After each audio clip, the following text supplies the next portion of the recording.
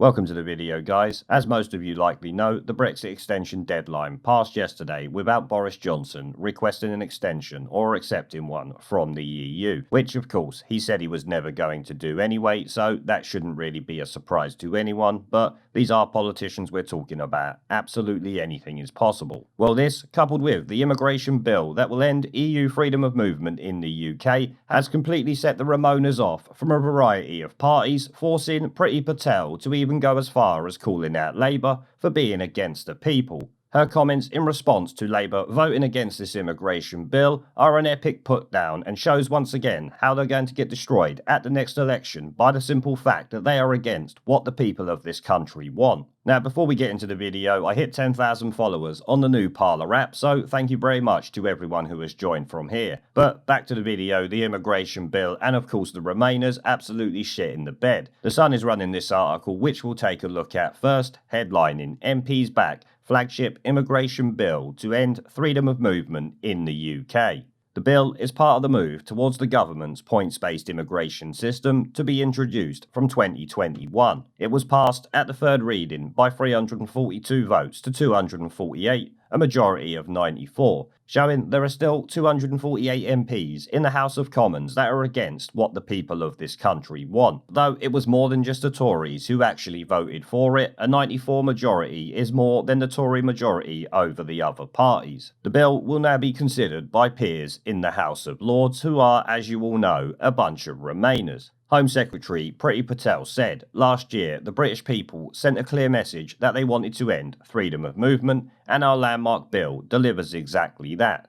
Labour voting against this bill shows that while their leadership may have changed, their determination to deny the will of the people has not, which is something I have been saying for a long time now. Labour's Yvette Cooper, chairwoman of the Home Affairs Select Committee, earlier warned the government not to turn its back on child refugees. We will actually get into you in a moment because you have a lot more to say than that. Miss Cooper said, "Desperate young people have already lost their lives. We should not turn our backs on them now. We need to sustain those safe and legal routes." Yeah, but at the moment, the safe and legal routes include jumping in a dinghy and floating your way over the channel because the UK Border Force just picks you up and then releases you into the general public, as we've already covered. That also includes any criminals who weren't even born in the UK. Another Labour MP, Nadia Whittome, also said the bill is a slap in the face for frontline workers from overseas who have risked their lives during the pandemic, which is actually laughable considering they are already here and not going to be kicked out because of it. They will be allowed to stay. The government is hardly going to take a hardline stance like that. Let's be honest. Even with an 80-odd seat majority, they are still acting kind of spineless. I mean, let's be honest, even this immigration bill is nowhere near tough enough, if you ask me. She told MPs this punitive, discriminatory piece of legislation is a slap in the face of the carers, the cleaners, the drivers and shop assistants who have risked their lives on the front line to keep this country running throughout the pandemic. Now, I got a couple of problems with that. Discriminatory piece of legislation. The EU's freedom of movement, last time I checked, is actually discriminatory, which makes her comment all the more laughable when she is talking about a points-based immigration system, which is far from discriminatory if you ask me. And also, another problem I have with her coming out with that nonsense is you hear her talking about these carers, cleaners, drivers and shop assistants who, just a few weeks ago, were apparently all from the black and ethnic minority community, not from the EU, needing the EU's freedom of movement. Make your mind up, Labour, which group you want to stick them in, because you're completely contradicting yourself week in, week out at this point. Members here have applauded every week. The scale of the government's hypocrisy is breathtaking,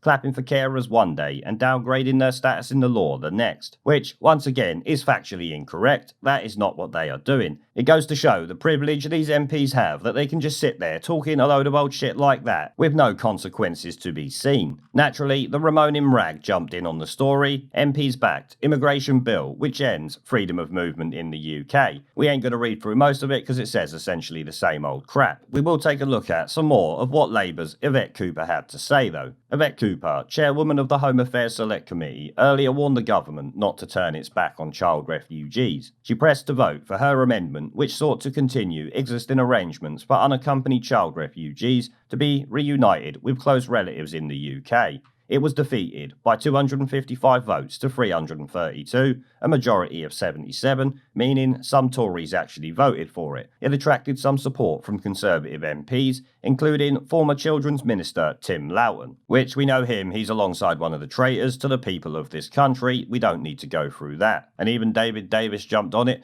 Cooper said, "Desperate young people have already lost their lives. We should not turn our backs on them now. We need to sustain those safe and legal routes. No, you need to stop the safe and legal routes and heavily control it, and I mean seriously." Let's take a look at what happened over the last few days with apparent asylum seekers committing serious crimes and even taking lives. I expect some of these people are allowed in here as apparent vulnerable children, which we all know is a load of bollocks. Naturally, the snivelling shitweasels that is the SNP had something to say about that, with this article from the Herald. The SNP has slammed the Scottish Tories for voting for the bill, which they say will cause untold damage to Scotland's public services and economy. The only thing that damages Scotland's public services and its economy is the SNP, let me tell you that. They claim the Scottish Conservatives have let Scotland down again.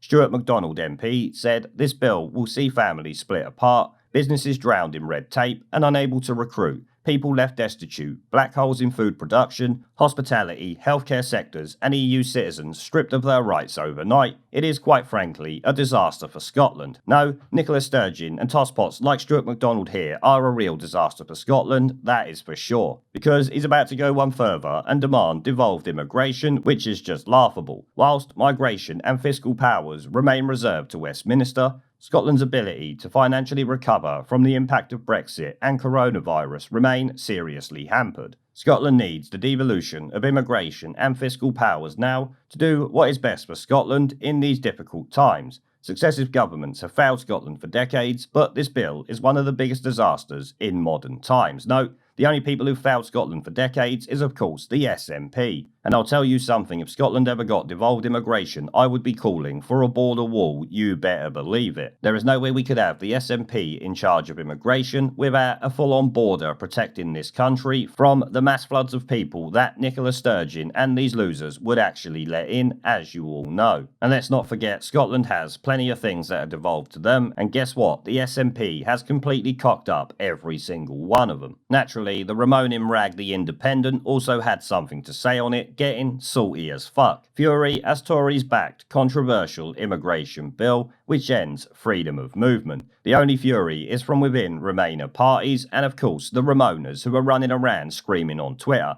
The rest of the country don't care, they want Brexit done, or they just want yous to get on with it. They're not interested in all the bullshit. Now, we're not going to bother reading through any of this because it says essentially the same old shit that we have already seen. But the amount of Ramonas they've pasted into this article is hilarious. Here we have one, here we have another one, here we have another one, here we have another one, here we have another one, here we have another one. You get the idea. Screaming from the fucking rooftops because they are consistently losing every vote to the people of this country. At the end of the day, the nonsense that they spew is not something this country will ever go for. It's just a little phase on Twitter that they think is real, much like Jo Swinson and her fantasy politics that said she would be the next Prime Minister. She could well be the Prime Minister of Scotland if the SNP got their way and gained independence. But she will never be the Prime Minister of this country, much like freedom of movement will never be a thing again. As always, I want to say a massive thank you to everyone who supports the channel, and my other social media links are down in the video description if you want to come and support me on Twitter, BitChute, and a variety of other platforms, including my second YouTube channel. As I said, all links are down in the video description.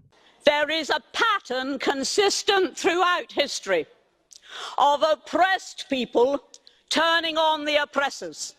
Slaves against their owners, the peasantry against the feudal barons, colonies, Mr. Verhofstadt, against their empires.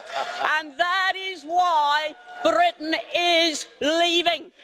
And it doesn't matter which language you use, we are going and we are glad to be going. We're off.